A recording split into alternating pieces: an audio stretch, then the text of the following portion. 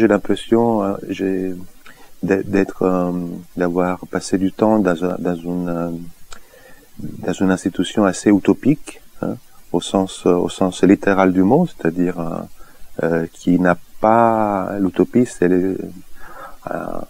un lieu sans lieu, hein, parce que l'université, elle est très topique, c'est-à-dire elle a une histoire, il y a des élèves, il y a une transmission, généalogie, on est spécialisé dans un certain domaine, etc.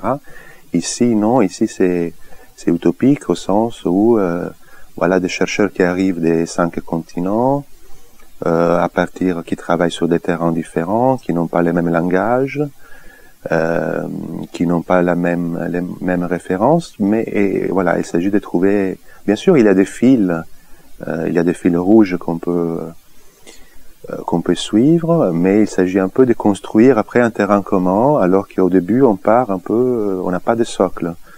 Et c'est tout l'intérêt de la chose, c'est aussi les périls, parce que on ne trouve pas toujours un terrain commun. Et pour pouvoir vraiment travailler ensemble de façon productive, il faut quand même un minimum de terrain commun. Autrement, ça devient velléitaire. Donc utopique, pour moi, c'est un lieu utopique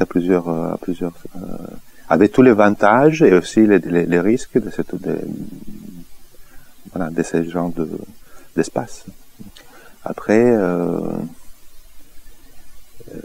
voilà, je sais pas comment la question de savoir comment insérer ces dispositifs dans l'ordre du c'est vrai que même tout en ayant été pendant presque 20 ans dans le monde universitaire français, j'ai eu très peu d'occasions de pouvoir, à partir de ma discipline, la philosophie ou la psychanalyse, j'ai eu très peu d'occasions d'échanger, par exemple, avec des chercheurs africains. Et ça, je l'ai trouvé ici, et c'est précieux. Et je sais pas exactement quel déplacement ça va produire, mais c'est une des choses que je retiens.